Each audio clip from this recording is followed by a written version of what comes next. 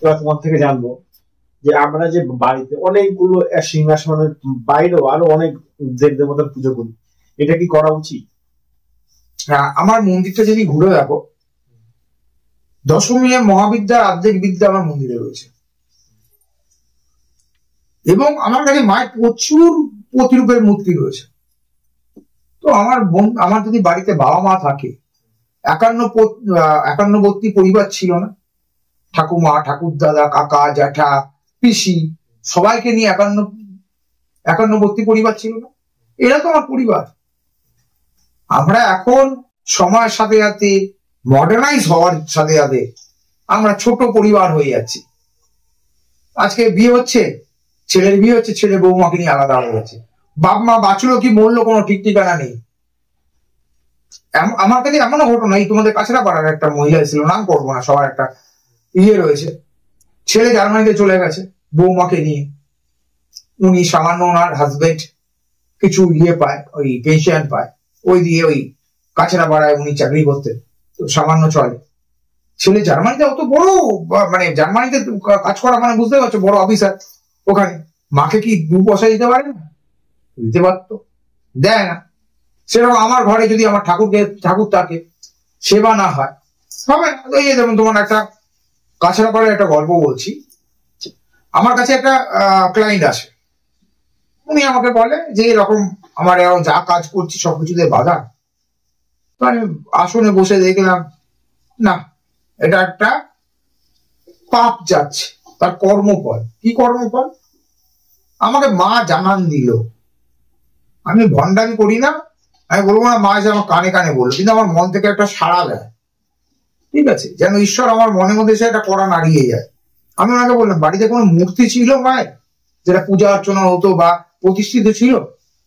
বলছে আমার বাবা একবার কালী পুজো খুব মানে হুজুক করে মা কালী মাকে প্রতিষ্ঠা করে, সময়ের সাথে সাথে পরিবার বেড়ে যায়, আমি মন্দিরে আর জায়গা দিতে পারিনি, তাতে আমার ঘরে জায়গাটা অনেক বড় হচ্ছে, আমি ঠাকুরটাকে নিয়ে বিসর্জন দিয়েছি। আমি বলছি বাহ, তাহলে আজকে কি দাঁড়ালো? এটার ব্যাখ্যাটা তুমি জেনে যাও।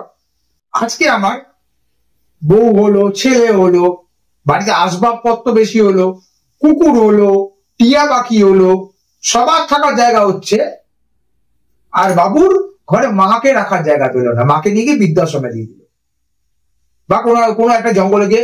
কদিন আগে দেখছিলাম শিয়ালদায় একটা বাবাকে তার ছেলে রেখে চলে গেছে, সে একটু মানসিক ভারসাম্যহীন, তার পরিবার সে খোঁজ খবর করছে, জিআরপি কে বলছে, উনি মনেও রাখতে পারছে না কোথায় বাড়ি, সেটা ঘটনায় ঘটলো। তার পাপটা যাবে কোথায়? পাপের তো বল দিতে হবে। কর্মা কাউকে ছাড়বে না, ছাড়েনি, ছাড়বেও না।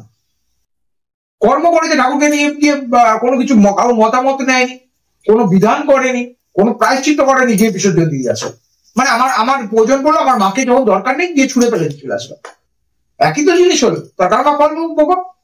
সেরকম যদি এই মন্দিরে প্রত্যেকটা ঠাকুরকে যদি আমি সেবা করি, হ্যাঁ আমি বলছি না যে প্রত্যেকটা ঠাকুরের জন্য আলাদা আলাদা করে তুমি থালা করো, আমার মন্দিরে তো এতগুলো ঠাকুর রয়েছে, আমি তো আলাদা কোনো ভোগ চড়ে না, আমার সর্বদেব দেবী বলে নিবেদন করে দিই, সে সবাই পাবে।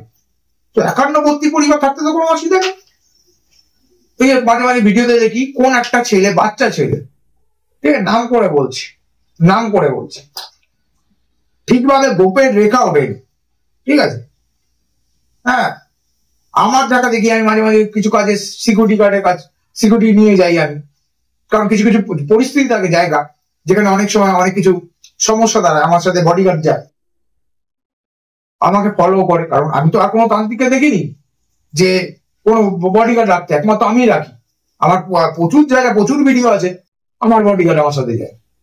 তো হট করে দেখলাম ওই বাচ্চা ছেলে ঠিকভাবে গোপের রেখা ওঠেনি, ঠিক আছে, আবার নাম কি জুনিয়র রাজুদা, ফেসবুকে রোজ ভিডিও দিচ্ছে, ওই বস্তা পচা কতগুলো বই পাওয়া যায় কলেজ স্ট্রিটের বাইরে দেখে, এরকম টোটকা, ওই টোটকার বই দেখে রেখে রোজ ঢপের গুলি বকে যায়। আরে তন্ত্র করতে গেলে বয়স লাগে বাবা, রাতারাতি কেউ তান্ত্রিক হয় না, শিখতে হয়, স্টাডি করতে হয়, ঠিক আছে। মাঝখানে দেখলাম একদিন তারাপীঠে যাচ্ছে, গিয়ে হাতে যে জনি মুদ্রাটা করাও যাচ্ছে, সেই জনি মুদ্রাটাও ভুল, সেই জন্যই মুদ্রাটা ভুল, তাহলে কিসের তান্ত্রিক হলো? আবার তার সাথে ডিজে মিউজিক দিচ্ছে। আরে ভাই, হাম হ্যাঁ বাকি বানি কাম হ্যাঁ। আমার জায়গাটা আসতে তোদের মতন আমার পয়সা কামানোর দরকার নেই, লোক দেখানোর দরকার নেই। আমি আছি, আমি আমার রেখায় চলি। তো ওই বস্তা পচা আমাকে অনেকে বলে যে টোটকা নিয়ে আপনি ভিডিও করতে পারেন। আমি কি করবো? টোটকা হয় আমাকে ঢপে ঢপে কিছু বানিয়ে বলতে হয় মানুষকে, মিথ্যে নিজেকে প্রচার করার জন্য, না হলে ওই বস্তা পচা বই খুললেই পাওয়া যায় প্রচুর টোটকার বই। এরকম আমার ঘরেই প্রচুর রয়েছে, ইন্দ্রজাল ভিন্দ্রজাল, মানে ক লক্ষ টাকা বই কিনেছি কোনো সন্দেহ এই এত বছরে। আজকে তো দেখতে দেখতে 13 বছর হয়ে গেল সাধনা করছি, চর্চা করছি। 13টা বছরে যে কত লক্ষ টাকার বই কিনে ফেলেছি আর কত পড়ে ঘেটে ঘ করে দিয়েছি। টোটকা করে কোনোদিন কিছু হয় না, ঠিক আছে? হয়তো 2-1টা টোটকার কাজ লাগে, কিন্তু তন্ত্র জায়গা, তন্ত্র আর টোটকা ঝাড়ফুঁক এক নয়, ব্যাপারটা টোটালি আলাদা। তন্ত্র এটা একটা বিশাল চ্যাপ্টার, অত সহজে না। তো তুমি তন্ত্র মতে বলো, তুমি যদি তুমি মানে সাত্ত্বিক দিকেও দেখো, বৈদিক দিকেও দেখো, ঠাকুর একসাথে থাকতেই পারে। যেমন ওই যেটা প্রসঙ্গ উঠেছিল জুনিয়র রাজুদা, কেন নামটা তুললাম, আমার অন্য কিছু নিয়ে মাথা ব্যথা নেই বস। কে কি করলো আপনা কাম বানতা ভার মে যায় জানতা, তো আমার জেনে লাভ নেই, আমি থাকবো। তো আমার মেন রাগটা অন্য জায়গায়, বলছে বাড়িতে তারা মায়ের মূর্তি রাখবে না বা তারা মায়ের কোনো প্রতিচ্ছবি রাখবে না। কে বলেছে? মা উগ্রচণ্ডী মেনে নিলাম, মা শ্মশান বাসিনী মেনে নিলাম, মা খারাপ মাই থাকে। আজকে একটা উগ্র মায়ের বাড়িতে ভালো সন্তান কি হয় না? হয় কি হয় না?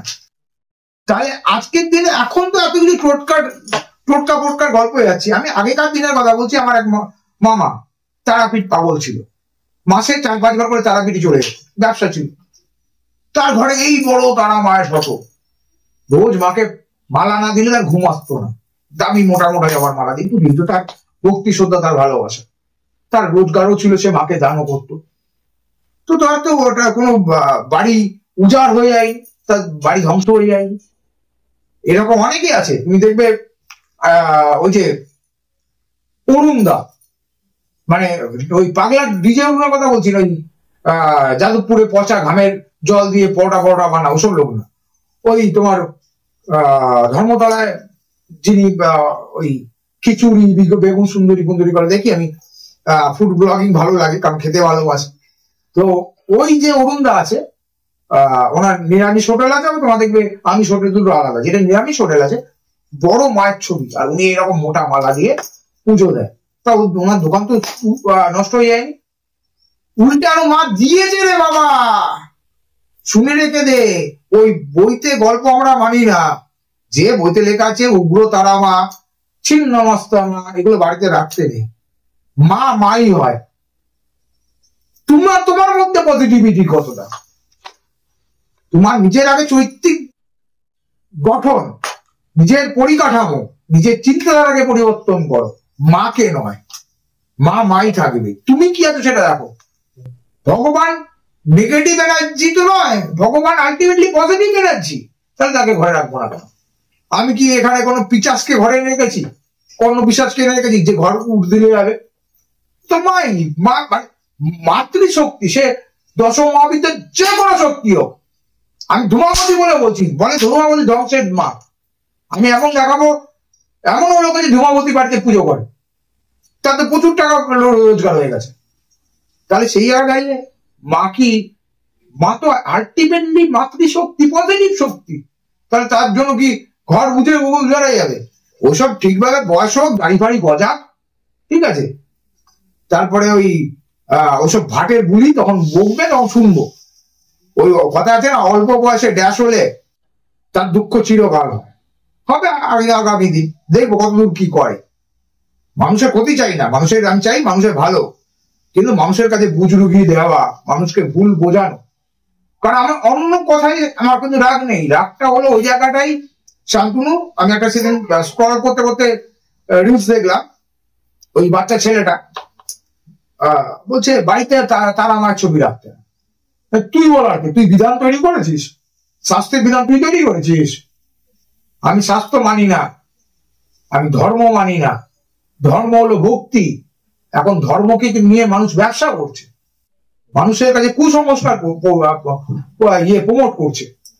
ধর্ম তোমাকে মার্গদর্শন করা, ধর্ম তোমাকে শক্তি যোগায়, ধর্ম তোমাকে সংস্কৃতি দেয়, ধর্ম তোমাকে এগিয়ে যাওয়ার শক্তি দেয়।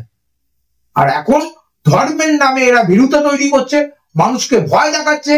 সাড়ে সাথী তোমার কি বুধ দগ্ধ হয়ে গেছে, তোমার মাঙ্গলিক দোষ আছে, তোমার এই হয়ে যাবে সেই হয়ে যাবে, এই পড়ো ওই পড়ো, এত ঘাটের পাথর, এত কিছু নাও, এই করে চলবে না। শান্তনু, মানুষের কাছে ধর্মটাকে প্রমোট করো ভক্তি হিসাবে, মানুষের মধ্যে ধর্ম সচেতনতা বাড়াও। আজকের দিকে মানুষ ধার্মিক কম, ভীরু হয়ে গেছে বেশি। আজকে বলো না, আজকে দিনে দাঁড়িয়ে আমরা নিজের ধর্মকে কতটা প্রোটেক্ট করতে পারছি? না হলে অন্য ধর্ম কেন আমাদের উপরে হেভি হচ্ছে? আজকে আমরা সনাতন ধর্ম, নিজের ধর্মটাকে আমরা ধার্মিক বলি, সব থেকে বড় আমরা অধার্মিক। না হলে আজকে এই মানে গরু ছাগলের মতন দাঁড়িয়ে অনুকূল চন্দ্রের মানে এত প্রেম পীড়িত মানুষের বাড়তো না, তাহলে মঙ্গলামা এত বারবারন্ত হতো না। তুমি দেখো না, মঙ্গলামায়ের অতবার করে মন্দির ভাঙচুর হলো, অতবার করে হলো, সেই আবার গিয়ে আরেক জায়গায় মানে ওই আত্মার মতন এক ঘর ছেড়ে আরেক ঘরে চলে যাচ্ছে, আবার লোকজনকে কোথায় ভিড় করছে। মানুষ কুসংস্কারে মানুষ আচ্ছন্ন হয়ে গেছে, অন্ধবিশ্বাসে আচ্ছন্ন হয়ে গেছে, ভক্তি নেই। আগে ঠাকুরের কাছে গিয়ে কি করে, আরে বাবা ঈশ্বর তো সে অন্তর্যামী, তার কাছে কেন আমি খাপ খুলবো নিজের? তাহলে সে কি জানলো? আমি যদি তার কাছে গিয়ে বলেই দিই আমার কি কি সমস্যা, সে তো সব অন্তর্যামী, সে সব জানে আমার কি সমস্যা। আমি তার কাছে নিঃস্বার্থ গিয়ে বললাম, আমি একটা কথাই বলবো আলটিমেটলি, যে মা আমাকে ভালো রেখো, সকলকে ভালো রেখো, আমার পরিবারকে ভালো রেখো এবং এই বিশ্ববাসীকে ভালো রেখো। আমার চারটে মোটো। বলবো না আমার ভাষা নেই, বলবো না ভাষা, বউ আমাকে ধরে কেলাচ্ছে, শ্বশুর বাড়ির লোক আমাকে কেলাচ্ছে, ঠিক আছে, আমার ব্যবসার লোকসান হয়ে গেছে, আমার মামলা মোকদ্দমা চলছে, শুধু অন্তর্যামী সে নিয়ে ঠিক করবে। তো সেই আগে একটা বলি যে ঠাকুর তুমি হাজার রাখো, ভক্তি করে রাখো। আমাকে এই ঠাকুর আমাকে বগলা রাখলে কেস কামারি হবে না, শত্রু আসবে না। আমার ঘরে দক্ষিণাকালী মা রাখলে আমাকে প্রোটেক্ট করবে। আমাকে শিবকে রাখলে মানে শিবের পুজো করলে আমার রোগ মুক্তি হবে। এই কারণের জন্য না, তুমি সবাইকে রাখো, ভক্তি ভরে রাখো, নিঃস্বার্থ ভাবে রাখো এবং মন থেকে অশেষ ভক্তি এবং ভালোবাসা এবং আস্থা নিয়ে রাখো। নমস্কার। আচ্ছা দাদা, এই যে ওই মায়ের নামে যারা এই ইয়েগুলো করছে, এটা ওরা কর্ম করছে, কর্মের ফল তো ওদেরকে ভোগ করতে হবে। কর্মা একদিন তোমাকে ফেরত দেবে তোমাকে, আজ না হোক কাল দেবে। তুমি একটা জিনিস জানবে শান্তনু, কর্মা রিসাইকেল বিন বোঝো। তোমাকে কিন্তু একটা টাইমে ঠিক তুমি যেখান থেকে স্টার্ট করেছিলে ওখানে গিয়ে এসে তার থেকে খারাপ অবস্থায় দাঁড় করাবে। তুমি আজকে দেখছো ঈশ্বর দেখে তুমি কতটা বাড়তে পারো। ওই গানটা ছিল, যতই ঘুরি ওরা সেটা লাটাই তো আমার হাতে, লাটাইটা ভগবানের হাতে আছে, তুমি ওড়ো না। যখন ঈশ্বর টান মারবে না, একবারে সব কটাকে নিয়ে ফেলবে। আমি অনেক বড় বড় তাদেরকে দেখেছি, কেন আমি তোমার নাম ধরে বলছি, আমাদের কেষ্টপুরে থাকতো বাগেরহাটিতে সুব্রত শাস্ত্রী,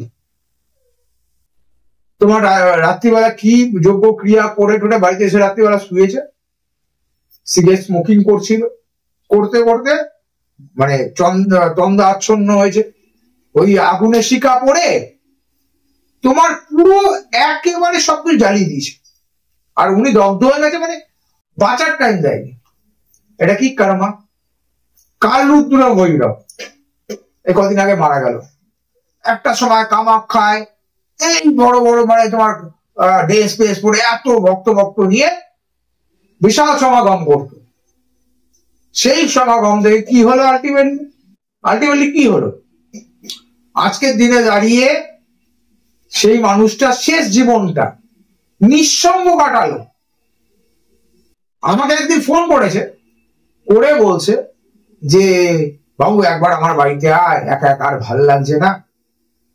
আরেকদিন আমাকে ফোন করেছে, করে বলছে তোর মন্দিরে আমাকে একটু জায়গা দে না, মা একটু সেবা করি, মাকে একটুকুনি তুই যা আমাকে দুমুঠো দিবি, থাকবো তোর কাছে।